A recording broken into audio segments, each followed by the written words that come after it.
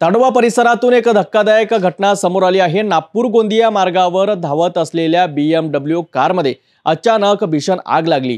गाडीमधून अचानक उठलेला धूर, त्यानंतर पेटलेली ज्वाला आणि काही सेकंदात लाखोंची कार भस्मसात झाली। सुदैवाने कारमधील सर्वजण थोडक्यात बचावले। पहाटे 4 वाजताच्या सुमारास ताडोबाच्या जवळ नागपूर गोंदिया राज्य महामार्गावर एक BMW 320D कारमध्ये अचानक धूर निघू लागला। MS03BW 6939 क्रमांकाची ही कार वेगात धावत असताना ड्रायव्हरच्या लक्षात आले की बोनटमधून धूर बाहेर पडत आहे। क्षणाचाही विलंब न करता चालकाने कार रस्त्याच्या कडेला लावली आणि तात्काळ कंट्रोल रूमला फोन करून माहिती दिली।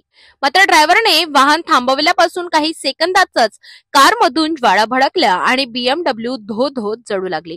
स्थानिकांनीही धावत जाऊन मदत करण्याचा प्रयत्न केला, परंतु आग इतकी भीषण होती की कार काही मिनिटातच पूर्णतः जळून खाक झाली। सुदैवाने कारमध्ये उपस्थित सर्वजण वेळेवर बाहेर पडल्याने मोठी जीवितहानीचा धोका टळला। अचानक लागलेल्या या आगीचे कारण अद्याप स्पष्ट झालेले नाही। प्राथमिक अंदाजानुसार इंजिनमध्ये तांत्रिक बिघाड झाल्याची शक्यता वर्तविली जात आहे।